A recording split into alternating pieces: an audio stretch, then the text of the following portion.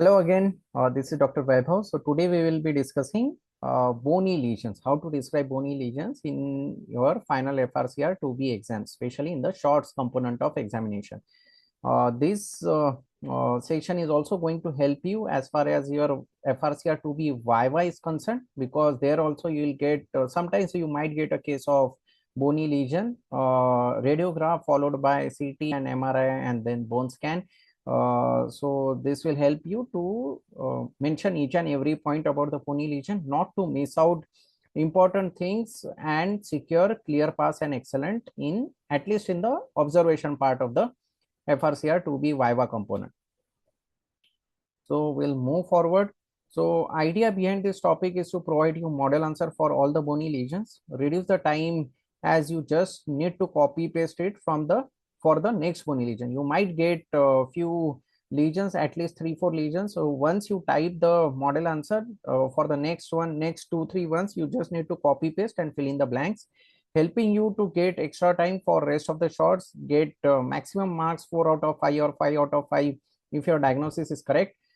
Considering 40% of MSK radiographs in FRCR shots, there is proper division. In that section, you are getting 40% of MSK radiographs, and out of 40%, you might be getting 4 of the bony lesions. Okay, and mind you, shots is all about time management. The more you write in 4 minutes, the more you secure marks. And what you are writing, it should be uh, proper. Okay, you have to cover all the aspects of the bony lesions and also the management part. So 25 radiographs are there in FRCR 2B shorts part of examination. Out of 25, you might be getting 4 or 5 where you can use this model answer and write it in the shorts part of examination. As they have discussed in the RCR website, on their website, that 40 to 50% of radiographs will be from MSK section. Okay, so especially this session will target about the MSK part, and in MSK also the bony lesions if you get any. This is one of the example. They have mentioned it on RCR website, and see how much sometimes you might have to write so much, and this is the good part, good report. Okay, as they mentioned. So we have to secure 4 out of 5 or 5 out of 5. So that is the reason we are discussing the today's topic is on that. So most important as far as FRCR 2B shorts component and bony lesions are concerned, only 2 most important things you should be knowing of. That is age of the lesion, age of the patient, and radiographs. Okay, that is all is required in order to diagnose any bony lesion. Okay, you can pause the video over here and you can go through it. These are the bony lesions, and this is according to the age. As you can see, above 30 years of age, there are only few things that you need to be knowing. Out of that, fibrosarcoma, periosteal sarcoma, chondrosarcoma, myeloma, metastasis, and chordoma are the bony lesions that you have to keep it in mind if the age of the patient is more than 30 years. Coming to the next part is what you have to write in model answer. So first is how many number of lesions are there? Is it single lesion or are there multiple lesions? What is the site of the lesion? Is it epiphysis, metaphysis, diaphysis? What is the morphology of the lesion? Is it osteolytic or osteoblastic? Matrix of the lesion is important. Whether are you dealing with cartilaginous matrix or osseous matrix? Zone of transition is the most important thing as far as the FRCR 2B shorts part of examination is concerned, because that is the only thing where you can tell whether the lesion is benign or malignant. Okay, so if there is narrow zone of transition, then in majority of the cases the lesion is benign, and if it is wide zone of transition, in majority of the cases the lesion is malignant in nature. Then periosteal reaction, you have to look for what type of periosteal reactions are you seeing. Is it solid, lamellated, spiculated, or Codman's triangle? We'll see each of them separately in the next few slides, whether there is any associated pathological fracture present or not. So in the diagnosis part, it is better to write aggressive or non-aggressive bony lesion instead of writing benign or malignant. because some of the LCH lesions or bony infections can appear aggressive in nature, and they can frequently confuse with the malignancy part. Okay, and if you are confident, you have to mention it in the diagnosis, what is the lesion. You have to specify it, whether it is osteosarcoma, chondrosarcoma, or enchondroma. Sometimes if it is not Aunt Minnie, then you have to also mention what are the differential diagnosis. Coming to the management part, in management part, first and foremost thing you have to write is correlation with the previous imaging, further evaluation with MRI and bone scan. Then if there are multiple lesions you are suspecting, if it is a syndromic pathology, then you have to also ask for skeletal survey and tissue sampling after discussion with orthopedician in order to decide the tract of the biopsy, because the orthopedician doesn't want any seeding of the tumor if the lesion is aggressive in nature. That is the reason you have to consult your orthopedician first before you put the needle inside. So we'll discuss each part one by one. So first, we'll see number of the lesion. Is the lesion single or multiple? These are just examples. So this is an example of single lesion. This is an example of multiple lesion. This is adult patient cookie bite lesion. So this is a bony metastasis, and here you can see multiple expansile lesions all over the hand bones. This is a Olier's disease. Okay.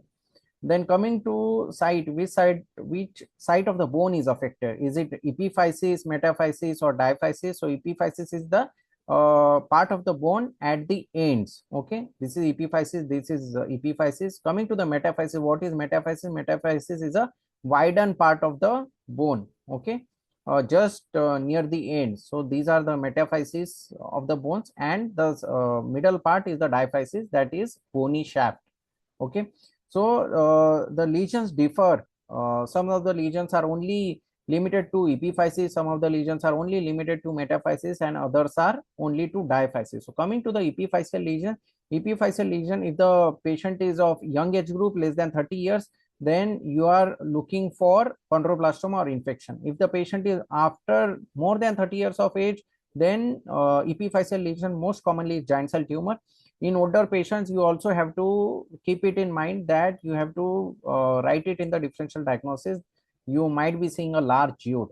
Okay, coming to the metaphysis, metaphyseal lesions are NOF, SBC, chondromyxoid fibroma, osteosarcoma, chondrosarcoma, enchondroma, and infection.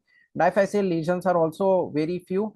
In pediatric age group, Ewing sarcoma is the most common. Otherwise, SBC, ABC, enchondroma, fibrous dysplasia, and osteoblastoma are the diphyseal lesions. This is just a diagram where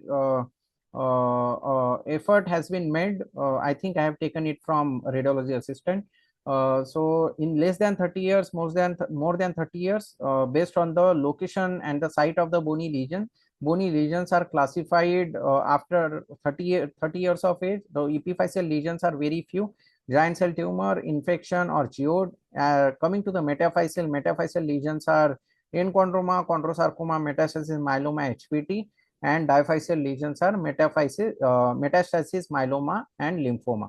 Rest all of the lesions such as SBC, ABC, and others are more common in patients of less than 30 years of age.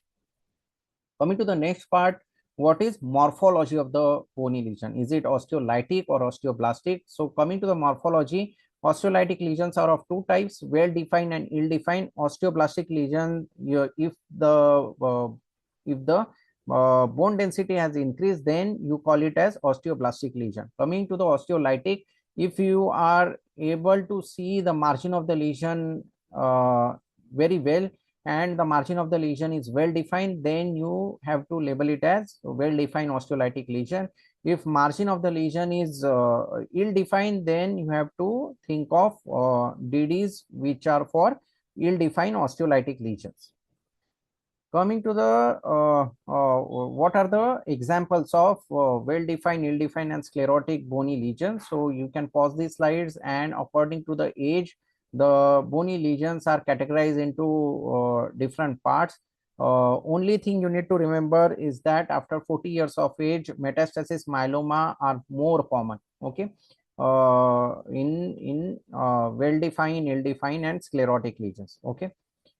The next slide is we will see the infection. So infections are common in any age group. You in most of the cases it is difficult to say whether you are dealing with infection or tumor.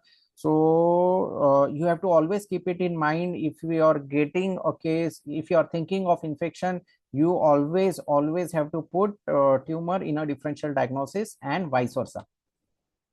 So infections can be well-defined, ill-defined, osteolytic, or could be sclerotic.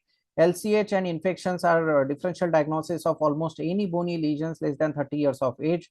After 40 years of age, you have to keep it in mind. Your first and second differentials are most probably metastasis and multiple myeloma.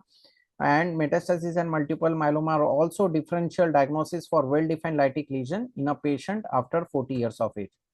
Coming to the next part, the matrix of the bony lesion, is it cartilaginous matrix or osseous matrix? There are two types of matrix. Chondroid matrix is seen in cartilaginous tumors such as enchondroma and chondrosarcoma. Osteoid matrix is seen in osseous tumors such as osteoid osteoma and osteosarcoma. Now we will be seeing the examples of osteoid osteoma and osteoid matrix and chondroid matrix lesion. So osteoblastic matrix is what where when you see trabecular ossification pattern in benign bone forming lesions, and or you can also see cloud like or ill-defined amorphous pattern in osteosarcomas. In chondroid matrix are of four types. You can see ring and arch type of calcifications or popcorn kind of calcification, focal stipple pattern of chondroid matrix, or flocculent type. So this is the example of osteoblastic matrix or osteoid matrix. So you can see a fluffy cotton-like or cloud-like densities. This is a case of osteosarcoma. You can see a sunburst type of periosteal reaction and amorphous kind of cloud-like bony matrix. Coming to the cartilaginous matrix, in cartilaginous matrix you can see comma-shaped punctate annular popcorn-like calcifications or matrix in enchondroma, chondrosarcoma, and chondromyxoid fibroma. Coming to the next part, what is the zone of transition? So this is most important in order to differentiate aggressive versus non-aggressive bony lesion. If the zone of transition is narrow, then you can think of non-aggressive bony lesion. And this is a most reliable indicator to determine whether the lesion is benign or malignant. The zone of transition only applies to osteolytic lesions, so it is not used for osteoblastic lesion that you should know of. Okay. Sclerotic lesions usually have a narrow zone of transition. Coming to the examples, what is narrow zone of transition now? So a well-defined sharp border is a sign of slow growth, and sclerotic border are usually of poor biological activity. Patients less than 30 years of age, and if you are seeing narrow zone of transition, then in more than 99% of cases you are dealing with benign process. If patients are more than 30 years or 40 years of age, narrow zone of transition can also be seen in metastasis and plasmacytoma. Coming to the examples of narrow zone of transition, so this is a case of non-ossifying fibroma. Here you can see the narrow zone of transition. If you take a pen or pencil, you can draw where the lesion is ending. Okay, so this is narrow zone of transition. Coming to SBC, diaphysis less than 30 years of age, and you can see a lytic lesion with narrow zone of transition. In ABC, ABC is an aneurysmal bone cyst, as the name suggests. You can see mild expansion of the bone with endosteal thinning. Coming to the wide zone of transition, wide zone of transition is a sign of aggressive growth and is a feature of malignant bony tumor. Okay, benign lesions such as infection and LCH are exceptions. They can appear malignant due to aggressive biologic behavior. These are the examples of wide zone of transition. This is osteosarcoma. This is infection, and this is a case of eosinophilic granuloma. So whenever you are seeing wide zone of transition, you cannot rule out infection. You have to keep infection in the differential diagnosis and proceed with further imaging, SOS tissue sampling, in order to establish the diagnosis. Coming to the next part, what is periosteal reaction? Which periosteal reactions are aggressive? Which periosteal reactions are non-aggressive? So we will see that in next slides. So what is periosteal reaction? Is a non-specific reaction will occur whenever the periosteum is irritated by malignant tumor, benign tumor, infections, and or trauma. Okay, so periosteal reactions are of two types: benign versus aggressive. Benign type of periosteal reactions are seen in benign tumors and trauma. Aggressive kind of periosteal reactions are usually seen in cases of malignant tumors and also in cases of benign lesions such as LCH or infections. These are the types of periosteal reaction. This is a solid kind of periosteal reaction, and solid type of periosteal reaction is usually seen in benign lesions. The lamellated, spiculated, and Codman's angle type of periosteal reactions are usually seen in aggressive bony lesions. So this is how the lamellated kind of periosteal reaction will look like. This is spiculated kind of periosteal reaction, sunburst type of periosteal reaction, and this is Codman's triangle. You see interrupted kind of periosteal reaction in Codman's triangle. Now we'll see the types and the examples. So this is solid type of periosteal reaction. This is onion peel lamellated kind of periosteal reaction. This is sunburst type of periosteal reaction, and this is Codman's triangle. As you can see, as we move from solid to Codman's angles type of periosteal reaction, the aggressiveness of the lesion increases. So Codman's, if you are seeing Codman's type of periosteal reaction, then the chances of having aggressive bony lesion or malignant bony lesion is much more. Coming to the benign type of periosteal reaction, so malignant lesions never cause a benign kind of periosteal reaction. It is a thick, wavy, and uniform callus formation resulting from a chronic irritation. So because of the chronic irritation, slow growing underlying process, you will see thick, wavy, and uniform callus formation.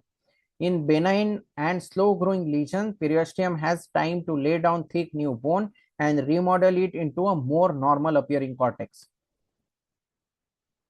This is the example of benign periosteal reaction seen in osteoid osteoma. Okay, this is the CT scan of the same patient. You can see nidus over here and a sclerotic solid type of periosteal reaction.